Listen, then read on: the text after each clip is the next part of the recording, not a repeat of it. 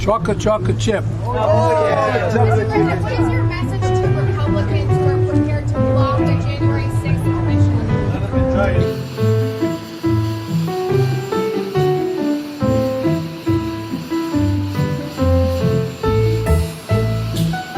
Decisions and reach agreements which will affect the lives of generations to come. You are in a position of extraordinary power. You can change forever. North Carolina announced its $100 incentive today. Places that have offered the $100, that'd be really good. I'd go back and get vaccinated 3 times.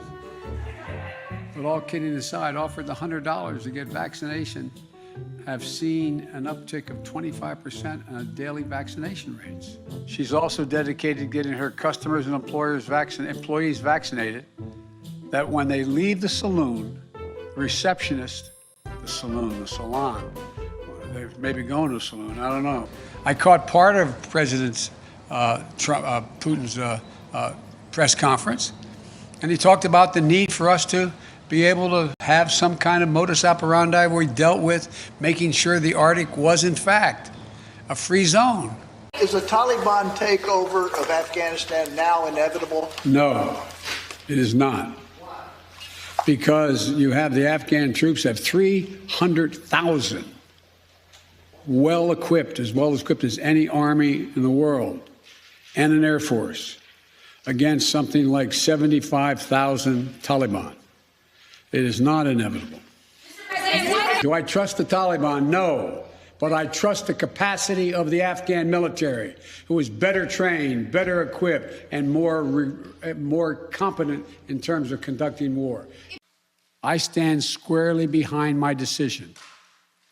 After 20 years, I've learned the hard way that there was never a good time to withdraw U.S. forces. So-called Great Recession. The president asked me to be in charge of managing that piece, then President Trump. Excuse me, Freudian slip. That was the last president. Anyway, that was President Obama when I was vice president. I know you're a little younger than I am, but, I've adopted the attitude of the great Negro at the time pitcher in the Negro Leagues, went on to become a great pitcher in the pros, into the Major League Baseball after Jackie Robinson. His name was Satchel Paige. Russia will be held accountable if it invades, and it depends on what it does. It's one thing if it's a minor incursion and then we end up having a fight about what to do and not do, et cetera.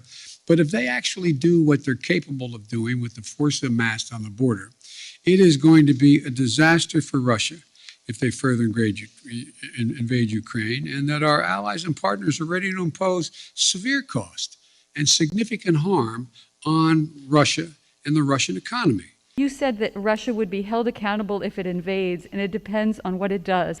Are you saying that a minor incursion by Russia into Ukrainian territory would not lead to the sanctions that you have threatened, or are you effectively giving Putin permission to make a small incursion into the country? Good question. That's how it did sound like, didn't it?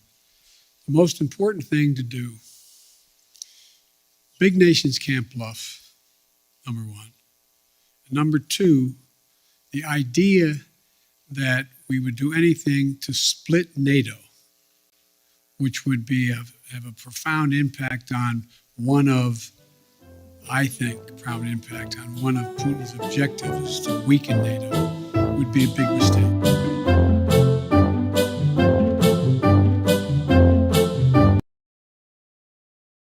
Democratic presidential candidate Joseph Biden today faces a controversy. 3 weeks ago at a debate at the Iowa State Fair, he used phrases identical to those delivered by British Labour Party leader Neil Kinnock. Biden seemed to be claiming Kinnock's vision and life as his own.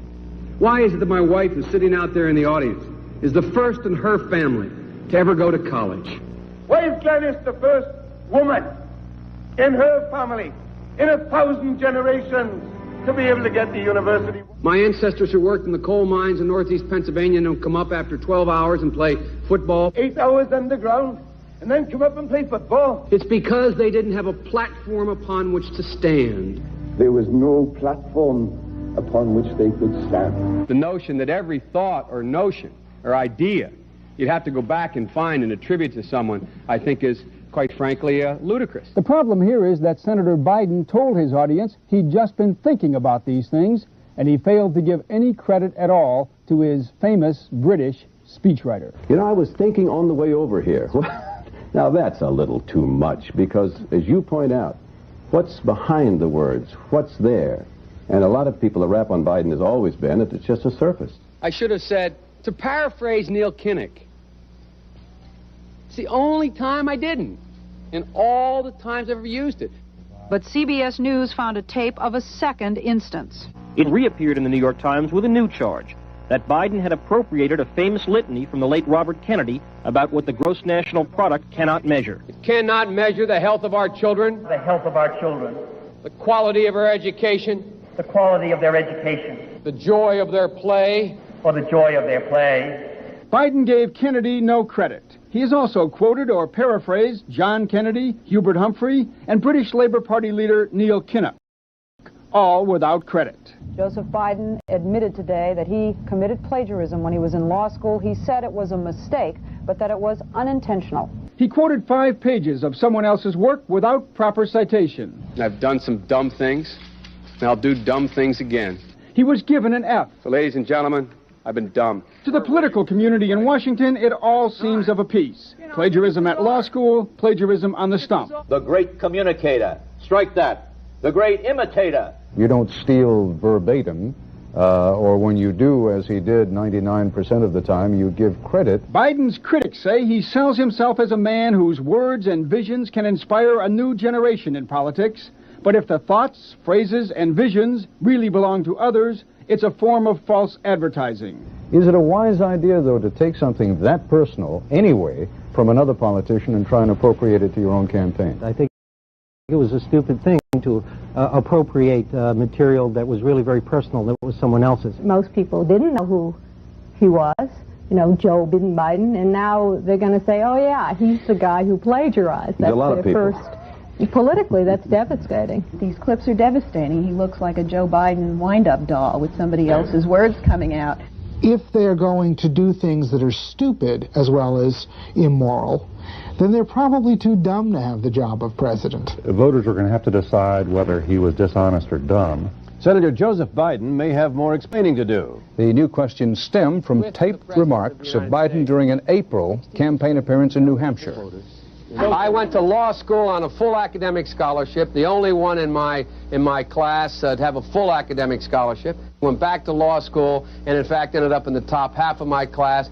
I was the outstanding student in the political science department at the end of my year. I graduated with 3 degrees from undergraduate school and 165 credits, only needed 123 credits. Biden now concedes he did not graduate in the top half of his law school class, that he does not have 3 degrees from college, and that he was not named outstanding political science student in college. Newsweek says Biden actually went to school on a half scholarship, ended up near the bottom of his class, and won only 1 degree, not 3.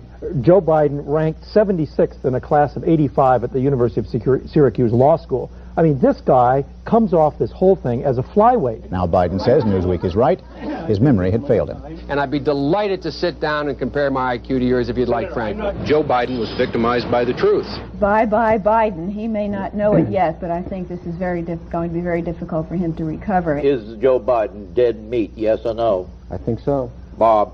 It's in terminal condition. Terminal. Eleanor? Yes, unless he comes in Iowa. Morton? Dying. I say dead. We'll be right back.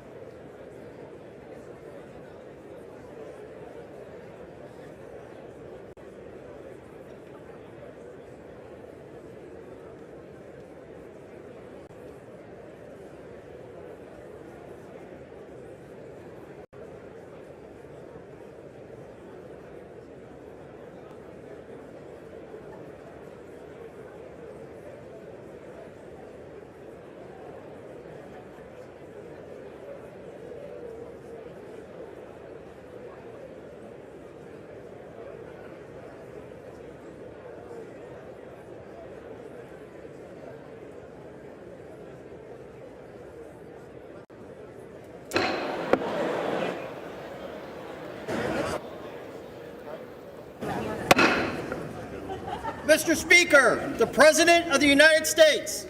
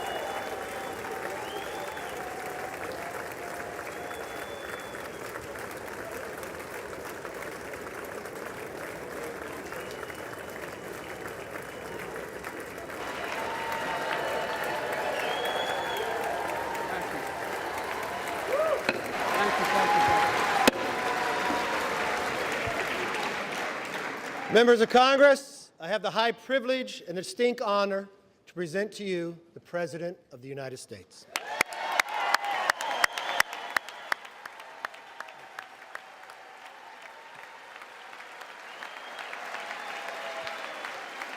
Mr. Speaker.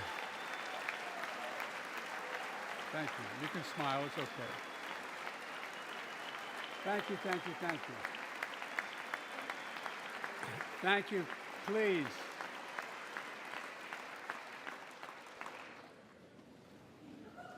Mr. Speaker, Madam Vice President, our First Lady and Second Gentleman, good to see you guys up there. Members of Congress,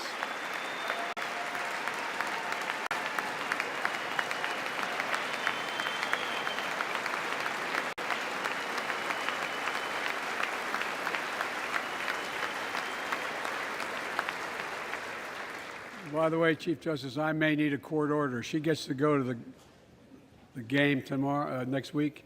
I have to stay home. Got to work something out here.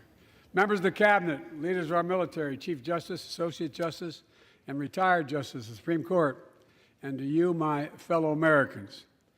You know, I start tonight by congratulating the 118th Congress and the new Speaker of the House, Kevin McCarthy.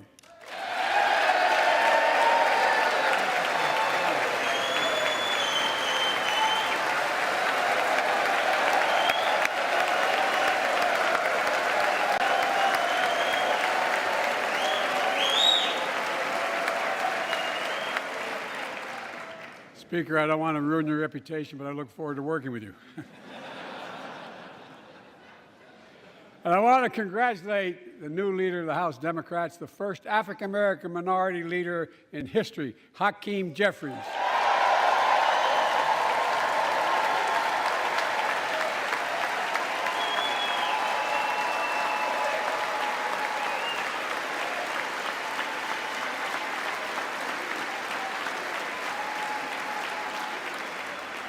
He won in spite of the fact I campaigned for him. Congratulations to the longest-serving leader in the history of the United States Senate, Mitch McConnell. Where are you, Mitch?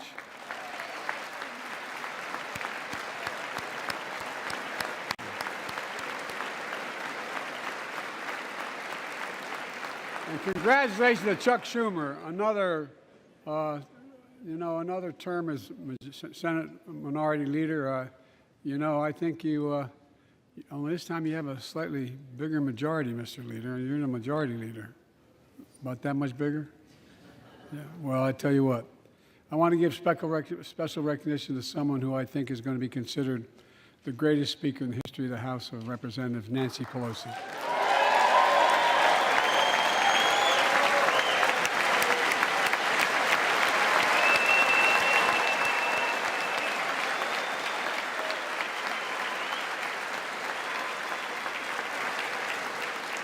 Folks, the story of America is a story of progress and resilience, of always moving forward, of never, ever giving up. It's a story unique among all nations. We're the only country that has emerged from every crisis we've ever entered stronger than we got into it. Look, folks, that's what we're doing again. 2 years ago, the economy was reeling. I stand here tonight after we've created, with the help of many people in this room, 12 million new jobs, more jobs created in 2 years than any president has created in 4 years, because of you all, because of the American people. 2 years ago,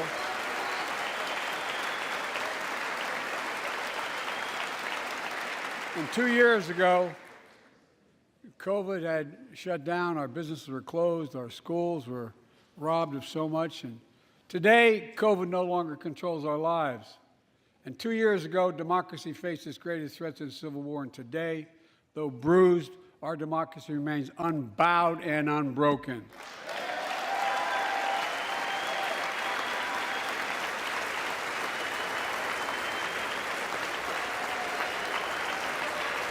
As we gather here tonight, we're writing the next chapter in the great American story, a story of progress and resilience.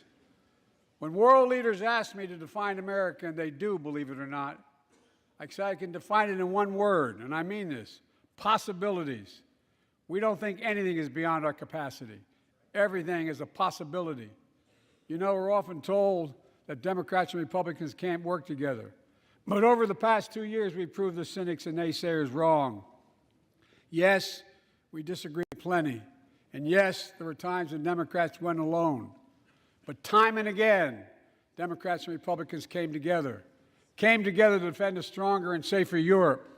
You came together to pass once in a generation infrastructure law, building bridges connecting our nation and our people. We came together to pass the most significant law ever, helping victims exposed to toxic burn pits. And in fact,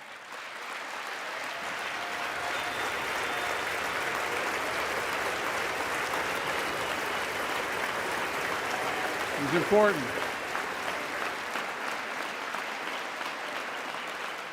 And in fact, I signed over 300 bipartisan pieces of legislation since becoming president. From reauthorizing the Violence Against Women Act, the Electoral Count Reform Act, the Respect for Marriage Act that protects the right to marry the person you love. And to my Republican friends, if we could work together the last Congress, there's no reason we can't work together and find consensus on important things in this Congress as well. I think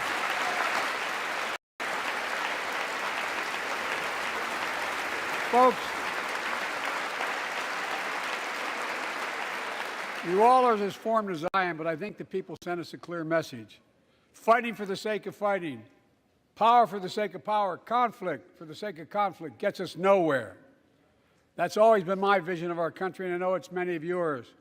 To restore the soul of this nation, to rebuild the backbone of America, America's middle class, and to unite the country. We've been sent here to finish the job, in my view. For decades, the middle class has been hollowed out in more than, and not no one administration, but for a long time. Too many good-paying manufacturing jobs move overseas. Factories closed down. Once thriving cities and towns that many of you represent became shadows of what they used to be. Along the way, something else we lost: pride, our sense of self-worth. I ran for president to fundamentally change things, to make sure our economy works for everyone, so we can all feel that pride in what we do. To build an economy from the bottom up and the middle out, not from the top down. Because when the middle class does well, the poor have a ladder up, and the wealthy still do very well. We all do well.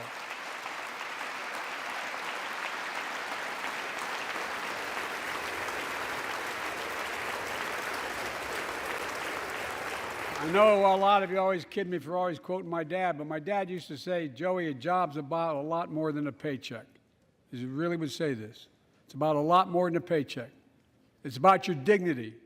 It's about respect. It's about being able to look your kid in the eye and say, honey, it's going to be okay, and mean it. Well, folks, so let's look at the results. We're not finished yet by any stretch of the imagination, but unemployment rate is at 3.4%, a 50-year low. A near record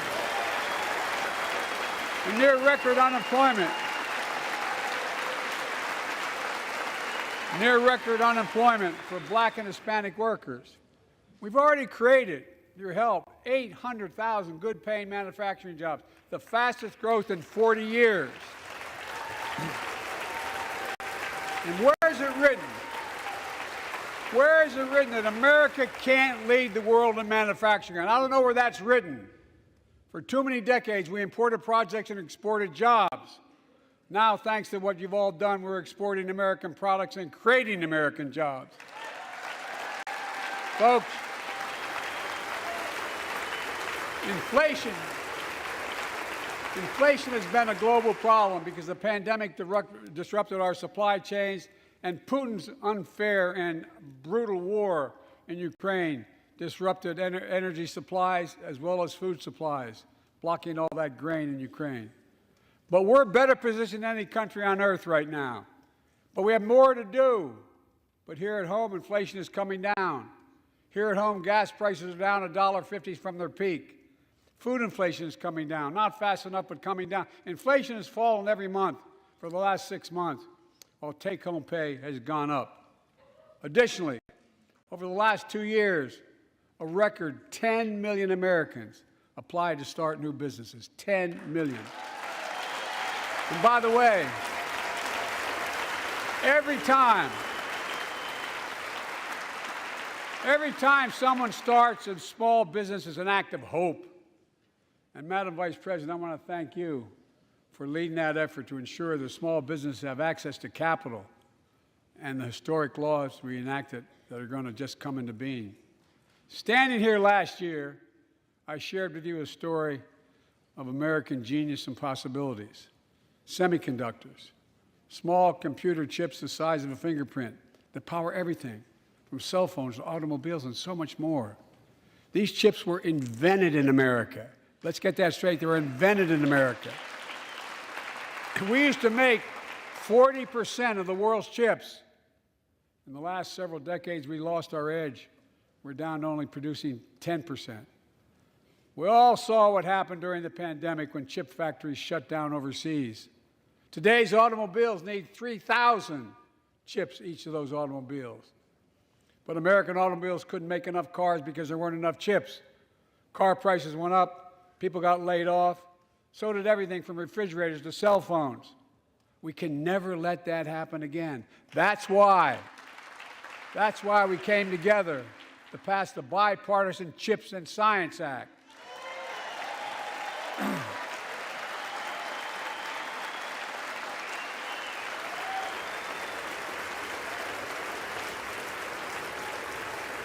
Folks,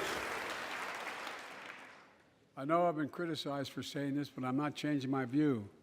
We're going to make sure the supply chain for America begins in America. The supply chain begins in America. We've already created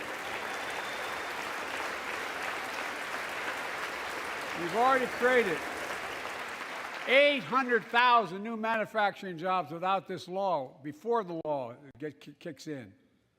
With this new law, we're going to create hundreds of thousands of new jobs across the country. And I mean all across the country, throughout not just the coast, but through the middle of the country as well. That's going to come from companies that have announced more than $300 billion in investment in American manufacturing over the next few years. Outside of Columbus, Ohio, Intel is building semiconductor factories on 1,000 acres, literally a field of dreams. It's going to create 10,000 jobs, that one investment, 7,000 construction jobs, 3,000 jobs in those factories once they're finished. They call them factories. Jobs paying an average of $130,000 a year, and many do not require a college degree.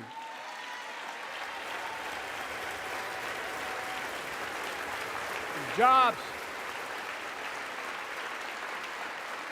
Because we work together, these jobs where people don't have to leave home to search for opportunity. And it's just getting started. Think about the new homes, the small businesses, the medium-sized businesses. So much more that's going to be needed to support those 3,000 permanent jobs and the factories that are going to be built. Talk to mayors and governors, Democrats and Republicans, and they'll tell you what this means for their communities. We're seeing these fields of dreams transform to the heartland. But to maintain the strongest economy in the world, we need the best infrastructure in the world. And folks, as you all know, we used to be #1 in the world in infrastructure. We've sunk to 13th in the world. The United States of America, 13th in the world in infrastructure, modern infrastructure. But now we're coming back because we came together and passed the bipartisan infrastructure law, the largest investment in infrastructure since President Eisenhower's interstate highway system.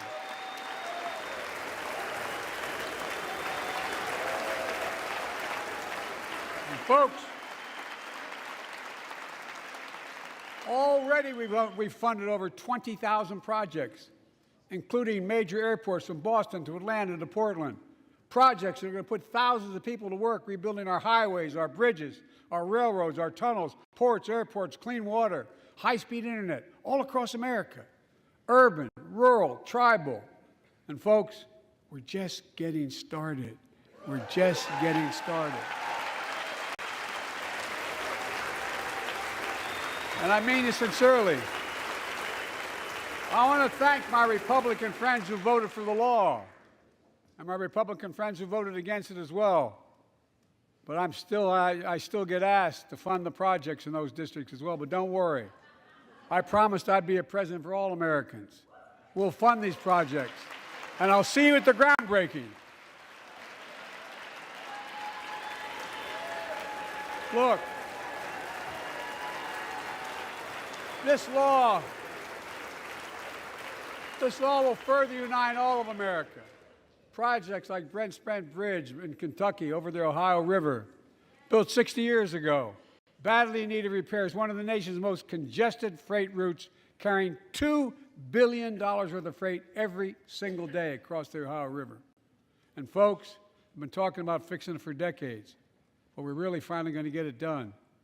I went there last month with Democrats and Republicans and from both states to deliver a commitment of $1.6 billion for this project. And while I was there, I met a young woman named Sarah, who's here tonight. I don't know where Sarah is. Is she up in the box? I don't know. Sarah, how are you? Well, Sarah, for 30 years,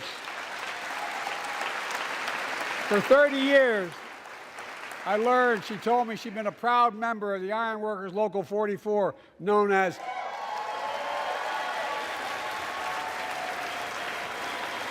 the Cowboys in the Sky. The folks who built Cincinnati's skyline. Sarah said she can't wait to be 10 stories above the Ohio River building that new bridge. God bless her. That's pride.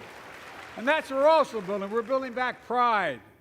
Look, we're also replacing poisonous lead pipes that go into 10 million homes in America, 400,000 school and child care centers. So every child in America can drink the water instead of having permanent damage to their brain. Look, we're making sure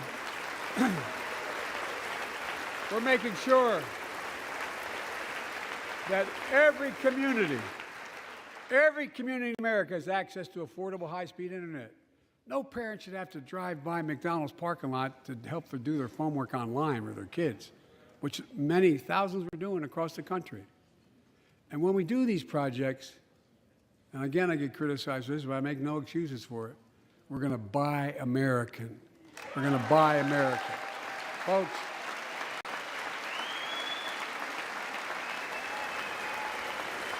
and it's totally consistent with international trade rules. Buy America has been the law since 1933, but for too long, past administrations, Democrat and Republican, have fought to get around it. Not anymore. Tonight, I'm announcing new standards that require all construction materials used in federal infrastructure projects to be made in America. Made in America. I mean it. Lumber, glass, drywall, fiber optic cable. I watch American roads, bridges, and American highways are going to be made with American products as well. Folks, my economic plan is about investing in places and people that have been forgotten. So many of you listening to me tonight, I know you feel it. So many of you felt like you've just simply been forgotten. Amid the economic upheaval of the past 4 decades, too many people have been left behind and treated like they're invisible. Maybe that's you watching from home.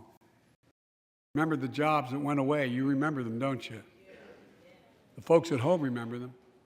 You wonder whether the path even exists anymore for your children to get ahead without having to move away. Well, that's why I get that. That's why we're building an economy where no one's left behind. Jobs are coming back. Pride is coming back. Because choices we made in the last several years. You know, this is, in my view, a blue-collar blueprint to rebuild America and make a real difference in your lives at home. For example, too many of you lay in bed at night like my dad did, staring at the ceiling, wondering what in God's name happens if your spouse gets cancer, or your child gets deadly ill, or something happens to you. What are you going to get money to pay for those medical bills? Or you're going to have to sell the house or try to get a second mortgage on it. I get it. I get it. With the Inflation Reduction Act that I signed into law, we're taking on powerful interests to bring health care costs down so you can sleep better at night with more security. You know, we pay more for prescription drugs than any nation in the world. Let me say it again. We pay more for prescription drugs than any major nation on earth. For example, 1 in 10 Americans has diabetes. Many of you in this chamber do, and in the audience. But every day, millions need insulin to control their diabetes so they can literally stay alive. Insulin's been around for over 100 years. The guy who invented it didn't even patent it because he wanted it to be available for everyone. It cost the drug companies roughly $10 a vial to make that insulin. Packaging and all, you may get up to $13. But Big Pharma has been unfairly charging people hundreds of dollars, $400 to $500 a month, making record profits. Not anymore.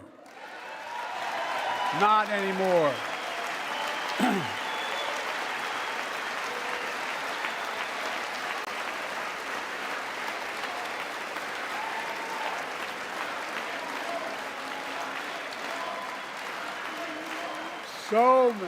So many things that we did are only now coming to fruition. We said we were doing this, and we said we passed the law to do it, but people didn't know because the law didn't take effect until January 1 of this year. We capped the cost of insulin at $35 a month for seniors on Medicare. People are just finding out. I'm sure you're getting the same calls I'm getting. Look, there are millions of other Americans who do not or are not on Medicare, including 200,000 young people with type 1 diabetes who need this insulin to stay alive. Let's finish the job this time. Let's cap the cost of insulin for everybody at $35.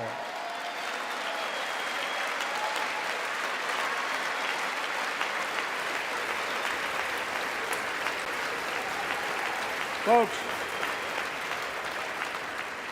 and Big Pharma is still going to do very well, I promise you all. I promise you they're going to do very well.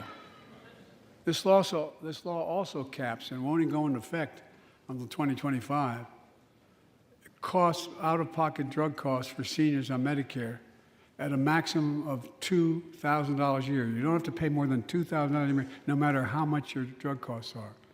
Because you know why? You all know it. Many of you, like many in my family, have cancer.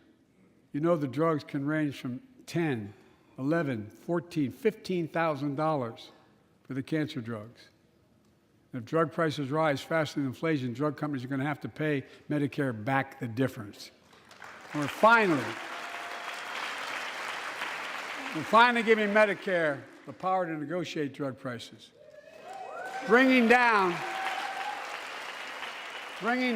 prescription drug costs doesn't just save seniors money, it cuts the federal deficit by billions of dollars, by hundreds of billions of dollars, because these prescription drugs are drugs purchased by Medicare to keep their commitment to the seniors. Well, guess what? Instead of paying $400 or $500 a month, you're paying $15. That's a lot of savings for the federal government. And by the way, why would we want that?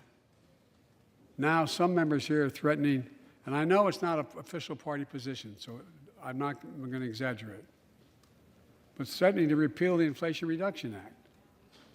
As my coach, that's okay, that's fair.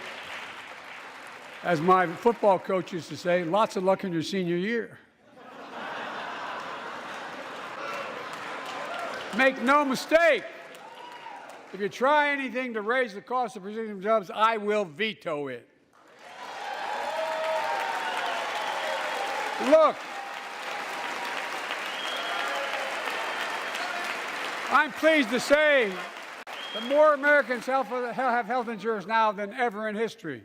A record 16 million people are enrolled in the Affordable Care Act. And thanks to the law I signed last year, saving millions are saving $800 a year on their premiums. And by the way, that law was written and the benefit expires in 2025. So my plea to some of you, at least in this audience, let's finish the job and make these savings permanent. Expand coverage of Medicaid.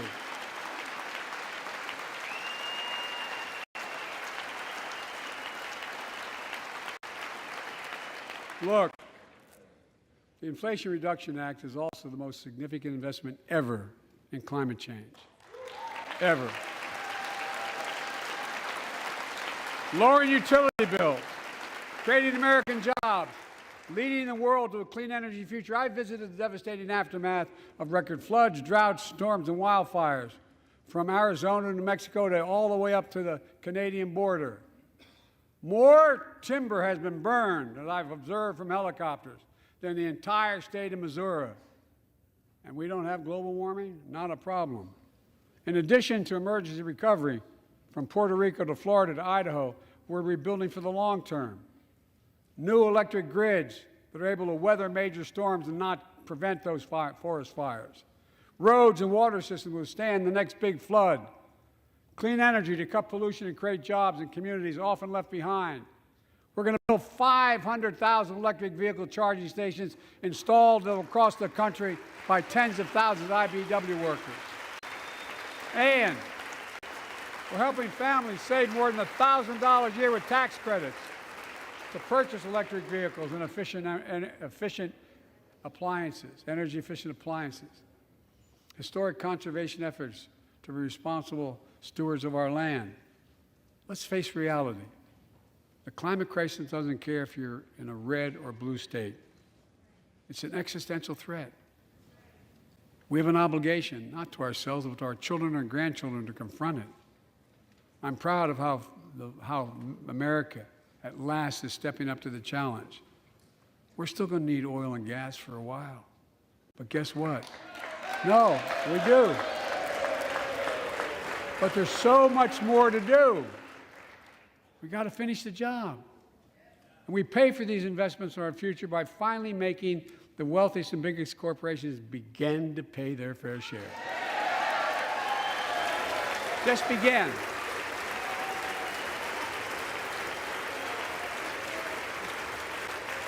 Look, I'm a capitalist. But pay your fair share. I think a lot of you at home agree with me and many people that you know. The tax system is not fair. It is not fair.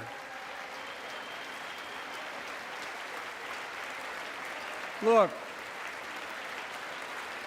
the idea that in 2020, 55 of the largest corporations in America, the Fortune 500, made $40 billion in profits and paid zero in federal taxes?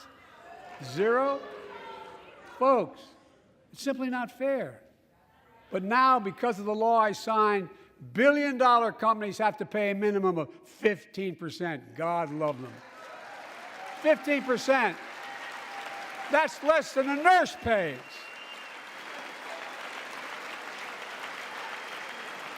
And let me be crystal clear. I said at the very beginning, under my plans, as long as I'm president, nobody earning less than $400,000 will pay an additional penny in taxes. Nobody, not one penny.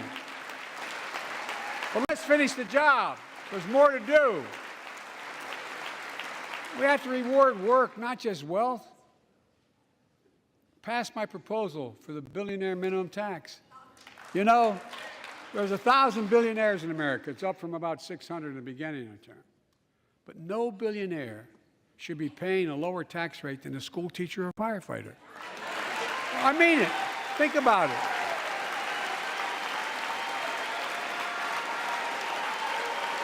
I mean, look.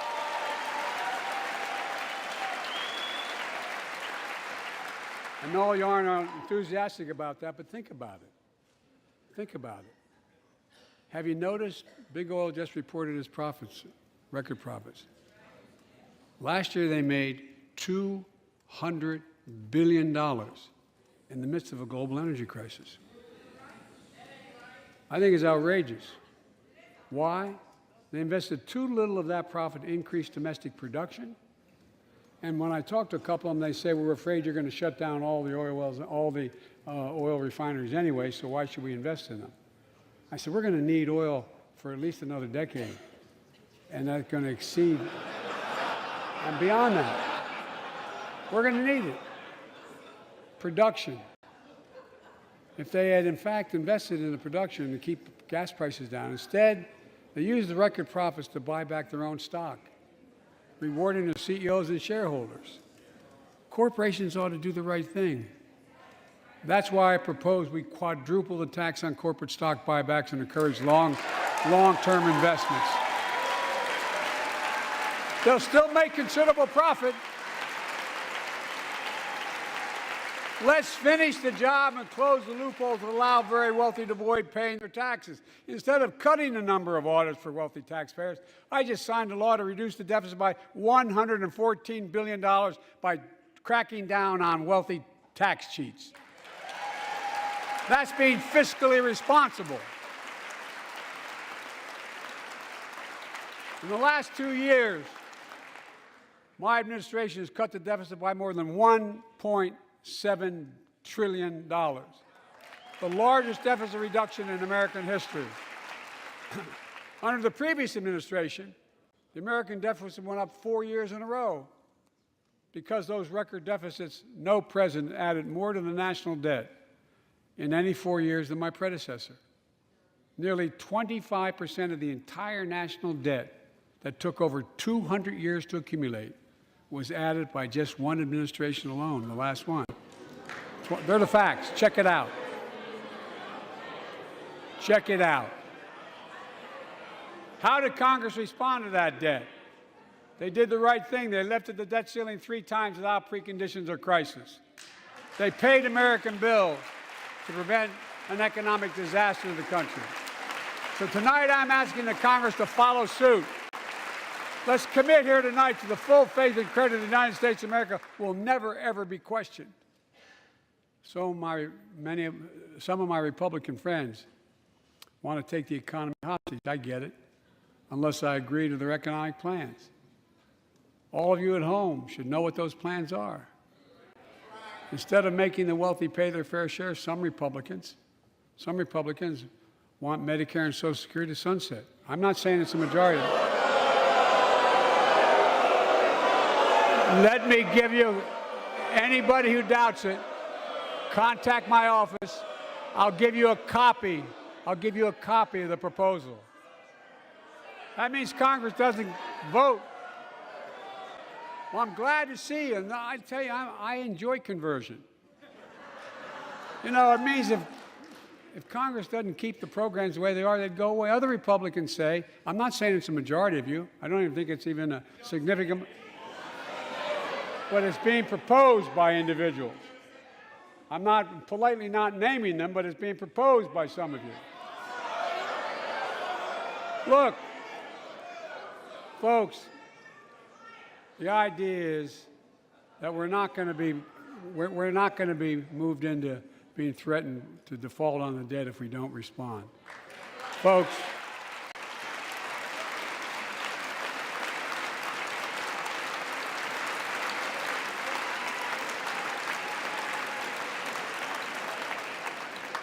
Folks, as we all apparently agree, Social Security and Medicare is off the books now, right?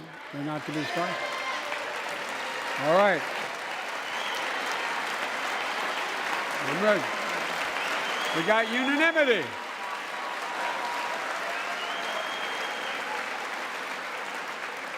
Social Security and Medicare are a lifeline for millions of seniors. Americans have to pay into them from the very first paycheck they started. So tonight, let's all agree, and we apparently are. Let's stand up for seniors.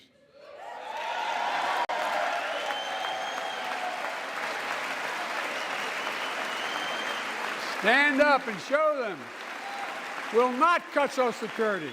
We will not cut Medicare. Those benefits belong to the American people. They earned it. And if anyone tries to cut Social Security, which apparently no one's going to do, and if anyone tries to cut Medicare, I'll stop them. I'll veto it. And look, I'm not going to allow them to be taken away. Not today, not tomorrow, not ever. But apparently it's not going to be a problem. Next month, when I offer my fiscal plan, I ask my Republican friends to lay down their plan as well. I really mean it. Let's sit down together and discuss our mutual plans together.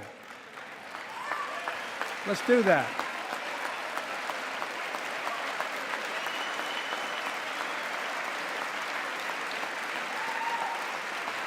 I can tell you, the plan I'm going to show you is going to cut the deficit by another $2 trillion. And it won't cut a single bit of Medicare or Social Security. In fact, we're going to extend the Medicare Trust Fund at least 2 decades, because that's going to be the next argument. How do we keep it solvent, right? Well, we'll not raise tax on anyone making under 400 grand, but we'll pay for it the way we talked about tonight, by making sure that the wealthy and big corporations pay their fair share. Look. Here's the deal. They aren't just taking advantage of the tax code. They're taking advantage of you, the American consumer. Here's my message to all of you out there. I have your back. We're already preventing Americans from receiving surprise medical bills, stopping $1 billion surprise bills per month so far. We're protecting seniors' life savings by cracking down on nursing homes that commit fraud, endanger patient safety, prescribe drugs that are not needed. Millions of Americans can now save thousands of dollars because they can finally get a hearing aid over the counter without a prescription. Look, capitalism without competition is not capitalism. It's extortion. It's exploitation. Last year, I cracked down with the help of many of you on foreign shipping companies that were making you pay higher prices for every good coming into the country. I signed a bipartisan bill to cut shipping costs by 90%, helping American farmers, businessmen, and consumers. Let's finish the job. Pass the bipartisan legislation to strengthen antitrust enforcement and prevent big online platforms from giving their own products an unfair advantage.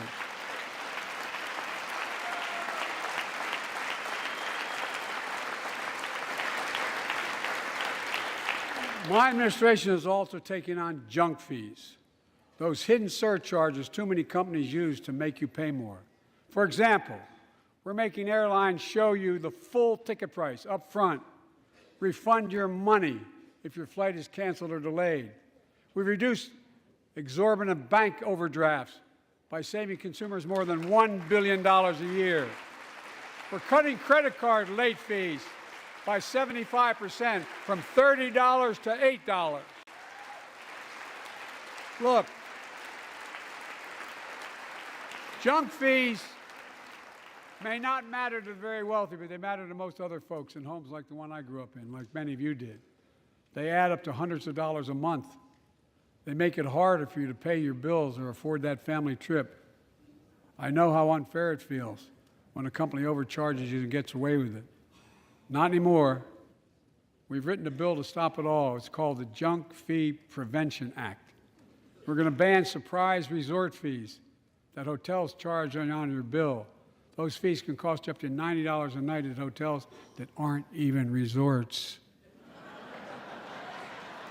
The idea that cable, internet, and cell phone companies can charge you $200 or more if you decide to switch to another provider. Give me a break. We can stop service fees on tickets to concerts and sporting events and make companies disclose all the fees up front. And we'll prohibit airlines from charging $50 round trip for a family just to be able to sit together. Baggage fees are bad enough. Airlines can't treat your child like a piece of baggage. Americans are tired of being. We're tired of being played for suckers. So pass the Junk Fee Prevention Act so companies stop ripping us off. For too long, workers have been getting stiffed, but not anymore. We're beginning to restore the dignity of work. For example, I should have known this, but I didn't until 2 years ago. 30 million workers have to sign non-compete agreements for the jobs they take. 30 million. So a cashier at a burger place can't walk across town and take the same job at another burger place and make a few bucks more. It just changed. But they just changed it because we exposed it. That was part of the deal, guys. Look it up. But not anymore. We're banning those agreements so companies have to compete for workers and pay them what they're worth.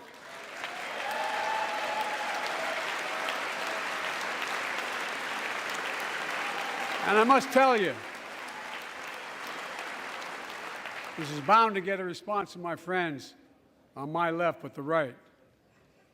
I'm so sick and tired of companies breaking the law by preventing workers from organizing. Pass the PRO Act, because business have a right, workers have a right to form a union. And let's guarantee all workers have a living wage.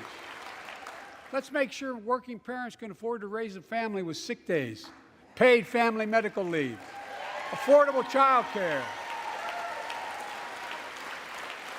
That's going to enable millions of more people to go and stay at work. And let's restore the full child tax credit, which gave tens of millions of parents some breathing room and cut child poverty in half to the lowest level in history. And by the way, when we do all these things, we increase productivity. We increase economic growth. So let's finish the job and get more families access to affordable, quality housing. Let's get seniors who want to stay in their homes the care they need to do so. Let's give more breathing room to millions of family caregivers looking after their loved ones. Pass my plan so we get seniors and people with disabilities the home care and services they need. And support the workers who are doing God's work. These plans are fully paid for and we can afford to do them. Restoring the dignity of work means making education an affordable ticket to the middle class. You know, when we made public education, 12 years of it, universal in the last century, we made the best educated, best paid, we became the best educated, best paid nation in the world. But the rest of the world's caught up.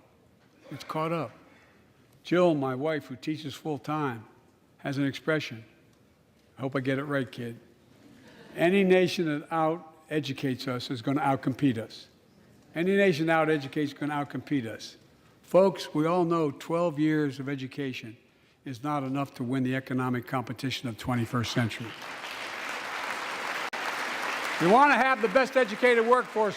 Let's finish the job by providing access to preschool for 3 and 4 years old. Studies show that children who go to preschool are nearly 50% more likely to finish high school and go on to earn a 2- or 4-year degree, no matter their background they came from. Let's give public school teachers a raise.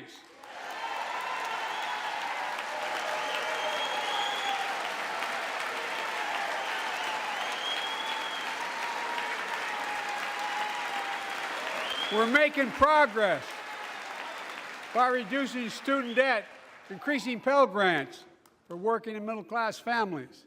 Let's finish the job and connect students to career opportunities starting in high school. Provide access to 2 years of community college, the best career training in America in addition to being a pathway to a 4-year degree. Let's offer every American a path to a good career, whether they go to college or not.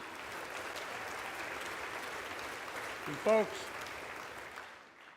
folks, in the midst of the COVID crisis, when schools were closed and we were shutting down everything, let's recognize how far we came in the fight against the pandemic itself. While the virus is not gone, thanks to the resilience of the American people and the ingenuity of medicine, we've broken the COVID grip on us. COVID deaths are down by 90%. We've saved millions of lives and opened up our country. We opened our country back up. And soon we'll end the public health emergency. But that's called a public health emergency. But we'll remember the toll and pain that's never going to go away. More than 1 million Americans lost their lives to COVID. 1 million.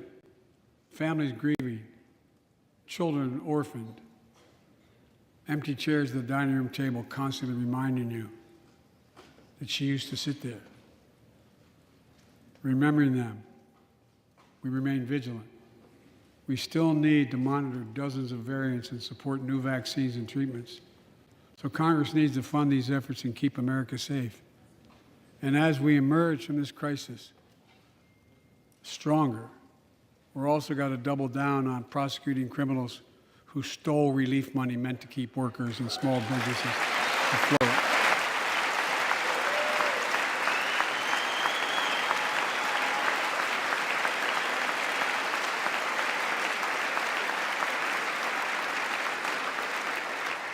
Before I came to office, you remember, during that campaign, the big issue was about inspector generals who would protect taxpayers' dollars who were sidelined.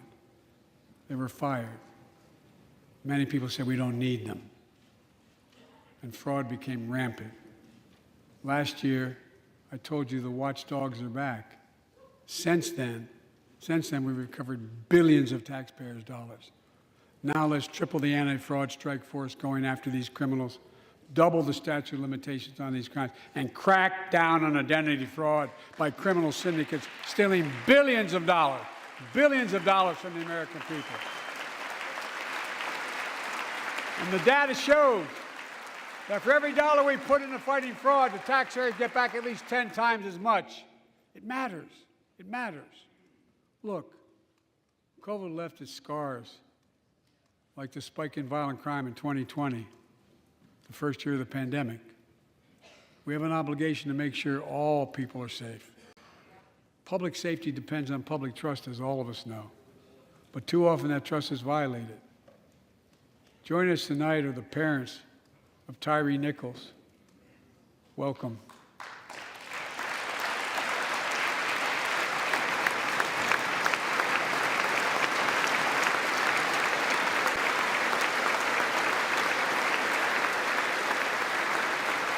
We had to bury Tyree last week. As many of you personally know, there's no words to describe the heartache or grief of losing a child. But imagine if you lost that child at the hands of the law.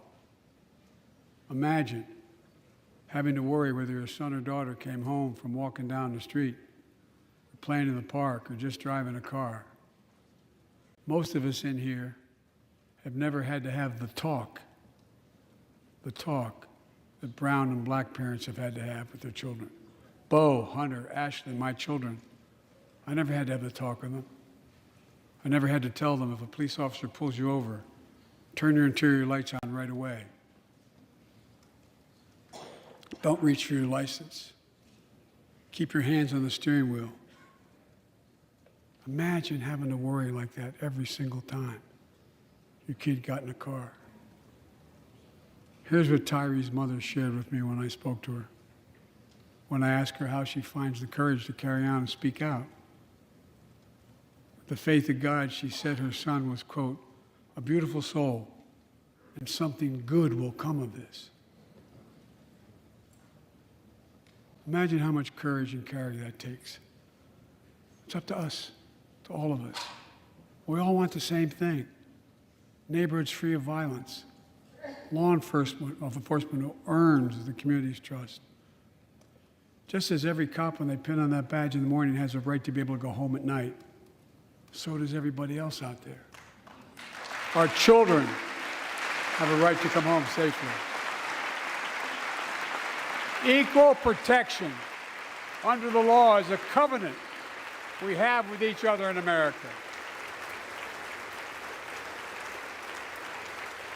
We know police officers put their lives on the line every single night and day.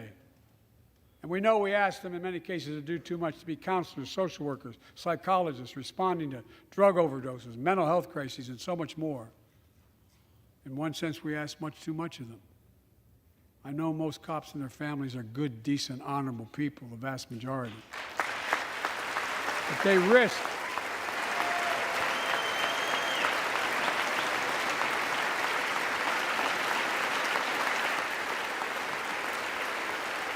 their lives every time they put that shield on.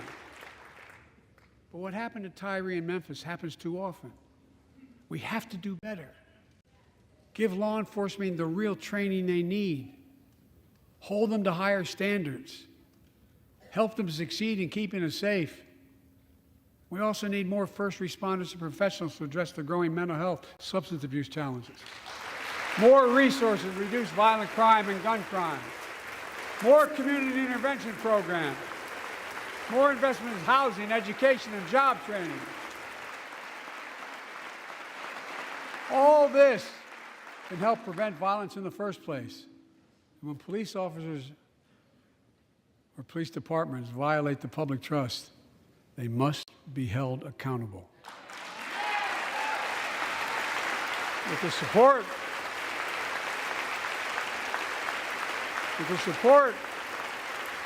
of the families of victims, civil rights groups, and law enforcement, I signed an executive order for all federal officers, banning chokeholds, restricting no-knock warrants, and other key elements of the George Floyd Act.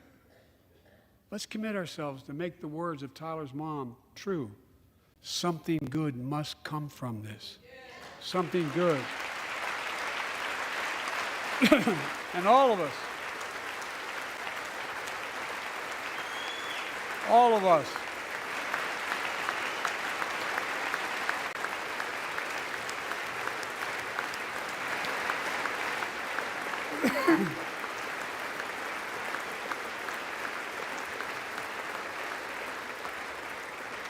folks, it's difficult, but it's simple. All of us in this chamber, we need to rise to this moment. We can't turn away. Let's do what we know in our hearts that we need to do. Let's come together to finish the job on police reform. Do something. Do something.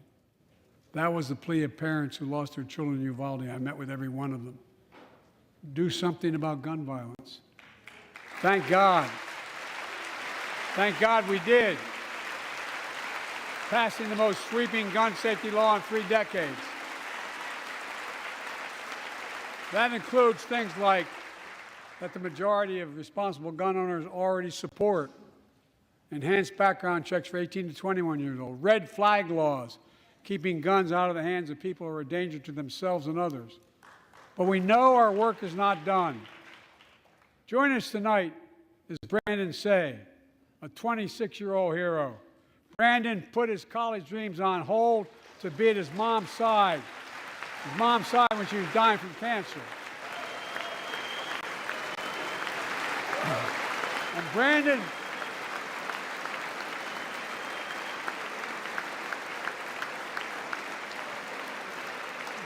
now works at a dance studio started by his grandparents. And 2 weeks ago, during the Lunar New Year celebrations, he heard the studio door close, and he saw a man standing there pointing a semi-automatic pistol at him. He thought he was going to die, but he thought about the people inside. And in that instant, he found the courage to act and wrestle the semi-automatic pistol away from the gunman who had already killed 11 people in another dance studio. 11. He saved lives. It's time we do the same. Ban assault weapons now. Ban them now. Once and for all.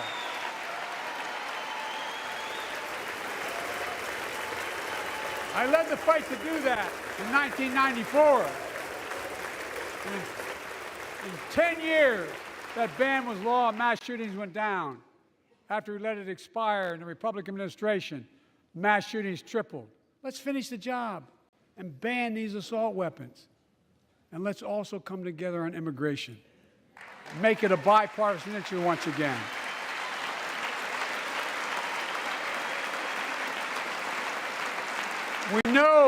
We now have a record number of personnel working to secure the border, arresting 8,000 human smugglers, seizing over 23,000 pounds of fentanyl in just the last several months. We've launched a new border plan last month. Unlawful migration from Cuba, Haiti, Nicaragua, and Venezuela has come down 97% as a consequence of that. But American border problems won't be fixed until Congress acts. If we don't pass my comprehensive immigration reform, at least pass my plan to provide the equipment and officers to secure the border.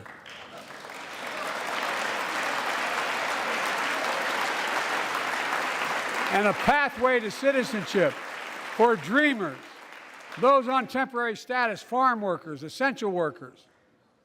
Here in the People's House, it's our duty to protect all the people's rights and freedoms.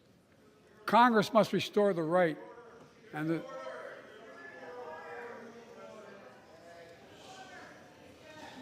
Congress must restore the right that was taken away in Roe v. Wade and protect Roe v. Wade.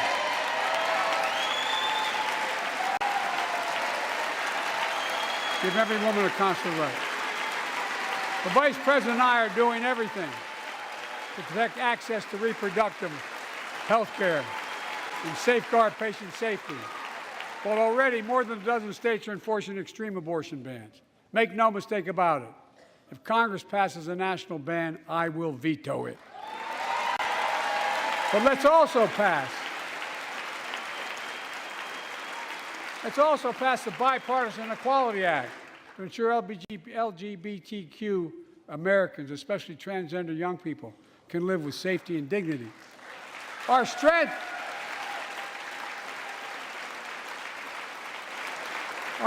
is not just the example of our power, but the power of our example. Let's remember the world's watching. I spoke in this chamber 1 year ago, just days after Vladimir Putin unleashed his brutal attack against Ukraine. A murderous assault, evoking images of death and destruction Europe suffered in World War II. Putin's invasion has been a test for the ages, a test for America, a test for the world. Would we stand for the most basic of principles? Would we stand for sovereignty? Would we stand for the right of people to live free of tyranny? Would we stand for the defense of democracy? For such defense matters to us because it keeps peace and prevents open season on would-be aggressors and threatens our prosperity. 1 year later, we know the answer. Yes, we would, and we did. We did. And together, we did what America always does at our best. We led. We united NATO. We built a global coalition. We stood against Putin's aggression. We stood with the Ukrainian people. Tonight, we're once again joined by Ukrainian's ambassador to the United States. She represents not just her nation, but the courage of her people. Our ambassador is here, united. We're united in our support of your country. Will you stand so we can all take a look at you?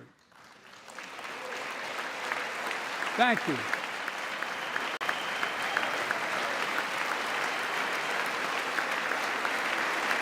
Because we're going to stand with you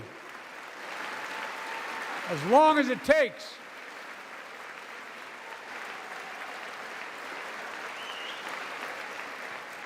Our nation is working for more freedom, more dignity, more peace, not just in Europe, but everywhere. Before I came to office, the story was about how the People's Republic of China was increasing its power and America was failing in the world. Not anymore. We made clear, and I made clear in my personal conversations, which have been many, with President Xi, that we seek competition, not conflict. But I will make no apologies that we're investing to make America stronger. Investing in American innovation and industries that will define the future that China intends to be dominating. Investing in our alliances and working with our allies to protect advanced technologies so they will not be used against us. Modernizing our military to safeguard stability and deter aggression. Today, we're in the strongest position in decades to compete with China or anyone else in the world. Anyone else in the world. And I'm committed.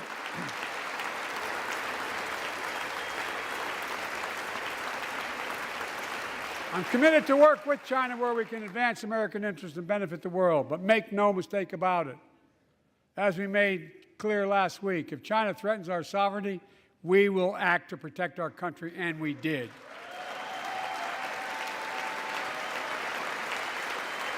Look, let's be clear. Winning the competition should unite all of us.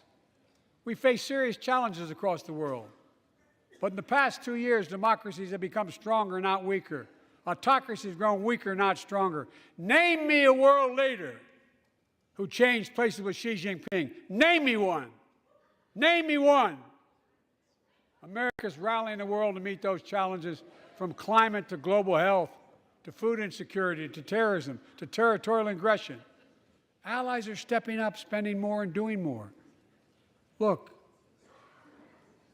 the bridges we're forming between partners in the Pacific and those in the Atlantic, and those who bet against America are learning how wrong they are. It's never, ever been a good bet to bet against America. Never.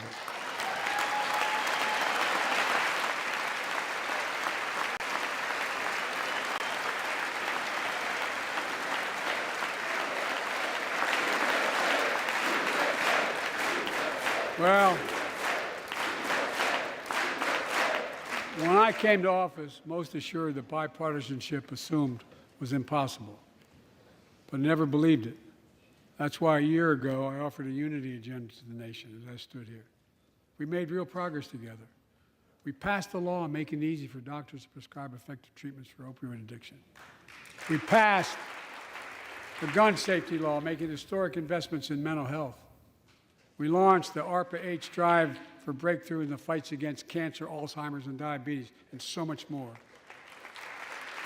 We passed the Heath Robinson PACT Act, named after the late Iraq War veteran whose story about exposure to toxic burn kits I shared here last year.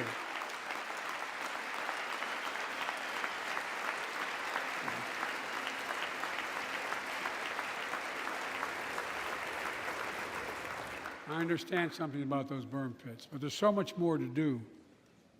We can do it together. Joining us tonight is a father named Doug from Newton, New Hampshire. He wrote Jill, my wife, a letter, and me as well, about his courageous daughter, Courtney. A contagious laugh, his sister's best friend, her sister's best friend. He shared the story all too familiar to millions of Americans and many of you in the audience. Courtney discovered pills in high school. It spiraled into addiction and eventually death from a fentanyl overdose. She was just 20 years old. Describing the last 8 years without her, Doug said, "There's no worse pain." Yet their family has turned pain to purpose, working to end the stigma and change laws. He told us he wants to start a journey toward American recovery. Doug, we're with you. Fentanyl is killing more than 70,000 Americans a year.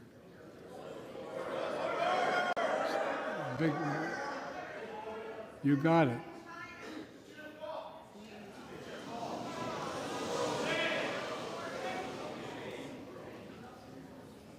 So let's launch a major surge to stop fentanyl production and the sale and trafficking, with more drug detection machines, inspection cargo, stop pills and powder at the border. Working with couriers like FedEx to inspect more packages for drugs. Strong penalties to crack down on fentanyl trafficking. Second, let's do more on mental health, especially for our children. When millions of young people are struggling with bullying, violence, trauma, we owe them greater access to mental health care at their schools. We must finally hold social media companies accountable for experimenting they're doing running children for profit. It's time to pass bipartisan legislation to stop big tech from collecting personal data on our kids and teenagers online, ban targeted advertising to children, and impose stricter limits on the personal data that companies collect on all of us. Third, let's do more to keep this nation's one truly sacred obligation to equip those we send into harm's way and care for them and their families when they come home. Job training, job placement for veterans and their spouses as they come to return to civilian life. Helping veterans afford the rent, because no one should be homeless in America, especially someone who served the country.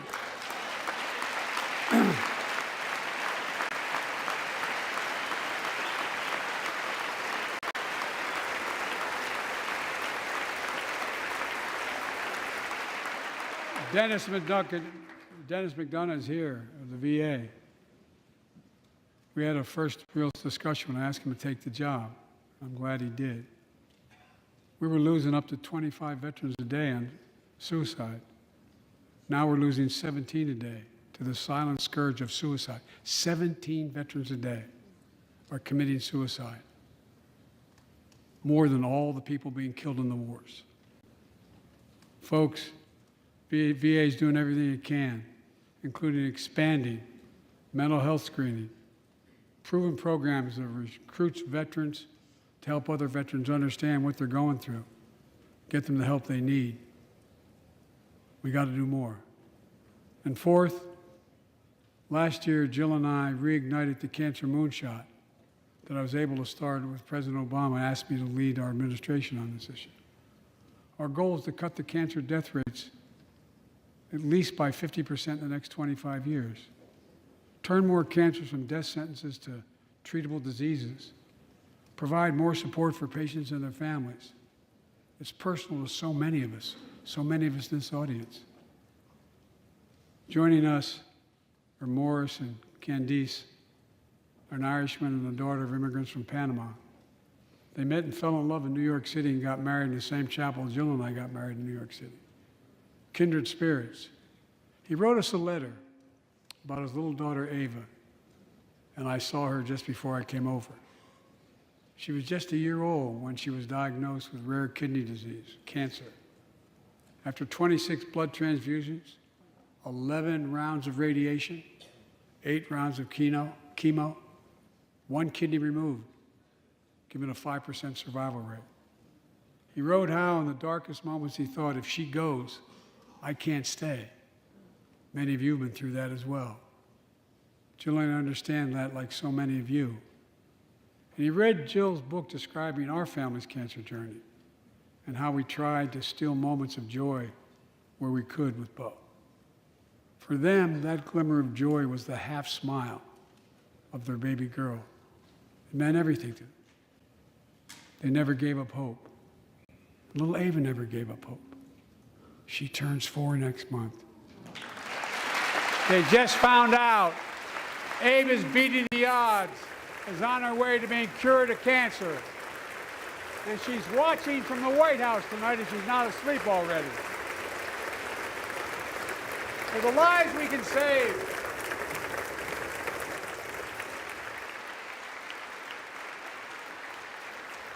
For the lives we can save and the lives we've lost, let this be a truly American moment that rallies the country and the world together and proves that we can still do big things.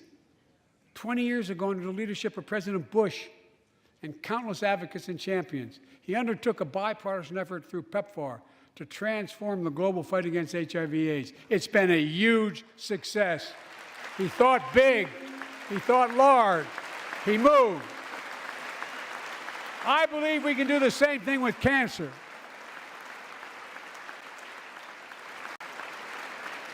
Let's end cancer as we know it. Cure some cancers once and for all. Folks, there's one reason why we've been able to do all of these things. Our democracy itself. It's the most fundamental thing of all. With democracy, everything's possible. Without it, nothing is. For the last few years, our democracy has been threatened and attacked, put at risk, put to the test in this very room on January the 6th. And then just a few months ago, an unhinged big lie, assailant unleashed a political violence, the home of the then Speaker of the House of Representatives, using the very same language the insurrectionists used as they stalked these halls and chanted on January 6th. Here tonight in this chamber is a man who bears the scars of that brutal attack, but is as tough and as strong, as resilient as they get. My friend Paul Pelosi. Paul, stand up.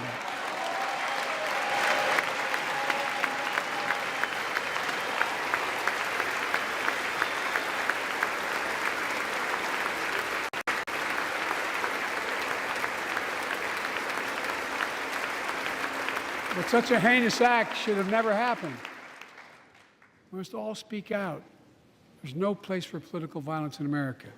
We have to protect the right to vote, not suppress that fundamental right. Honor the results of our elections, not subvert the will of the people. We have to uphold the rule of law and restore trust in our institutions of democracy. And we must give hate and extremism in any form no safe harbor.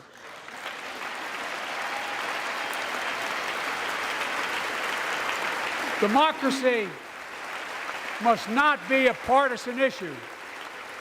It's an American issue. Every generation of Americans has faced a moment where they have been called to protect our democracy, defend it, stand up for it. And this is our moment.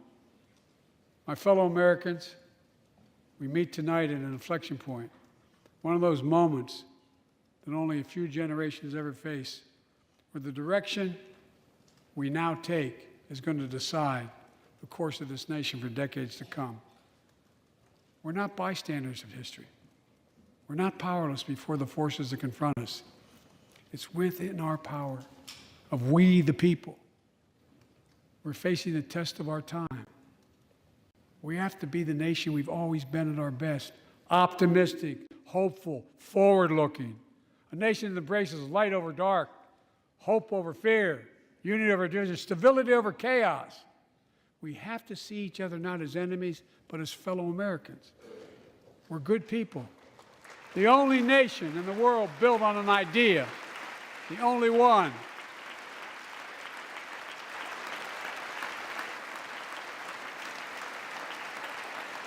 Other nations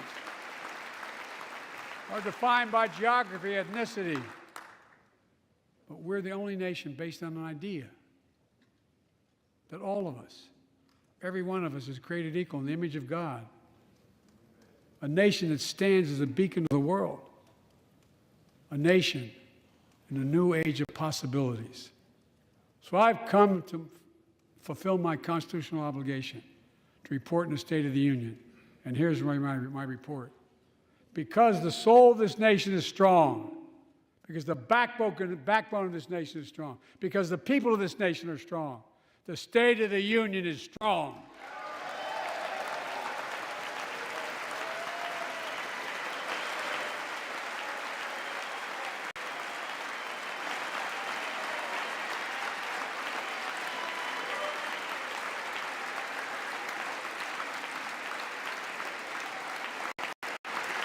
I'm not new to this place. I stand here tonight having served as long as about any one of you have ever served here. But I've never been more optimistic about our future, about the future of America. We just have to remember who we are. We're the United States of America, and there's nothing beyond our capacity if we do it together. God bless you all, and may God protect our troops. Thank you.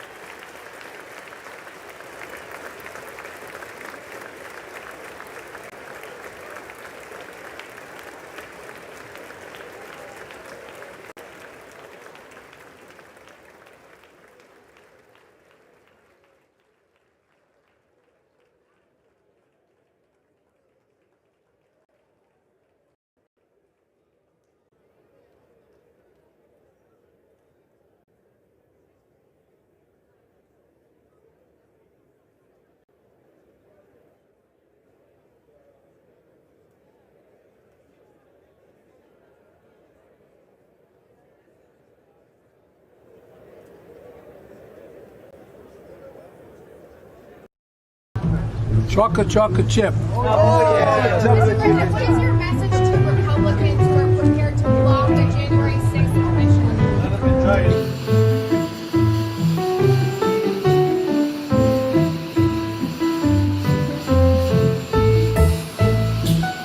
Decisions and reach agreements which will affect the lives of generations to come. You are in a position of extraordinary power. You can change forever. North Carolina announced its $100 incentive today. Places that have offered the $100, that'd be really good. I'd go back and get vaccinated 3 times. But all kidding aside, offered the $100 to get vaccination have seen an uptick of 25% on daily vaccination rates. She's also dedicated to getting her customers and employees vaccinated, that when they leave the saloon, the receptionist, the salon, they may be going to a saloon, I don't know.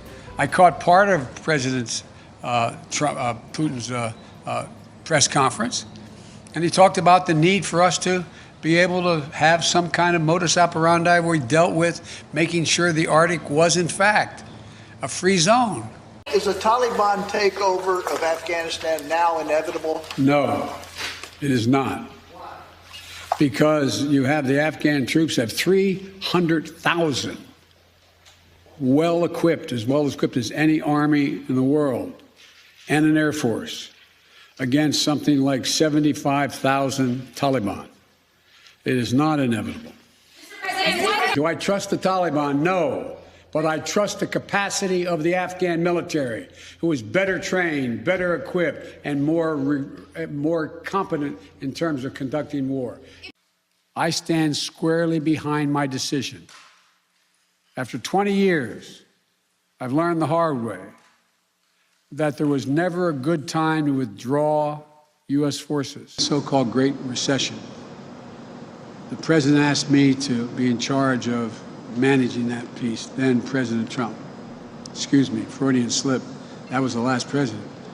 Anyway, that was President Obama when I was vice president.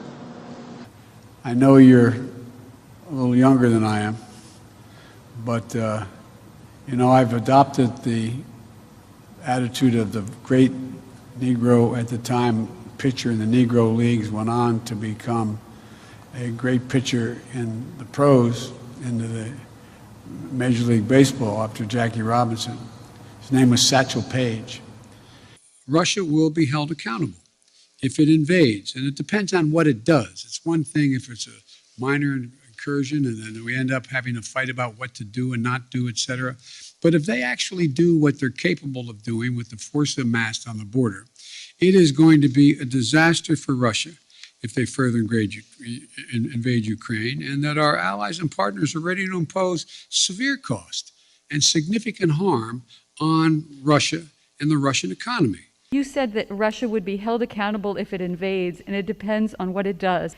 Are you saying that a minor incursion by Russia into Ukrainian territory would not lead to the sanctions that you have threatened, or are you effectively giving Putin permission to make a small incursion into the country? Good question. That's how it did sound like, didn't it? The most important thing to do, big nations can't bluff, number one.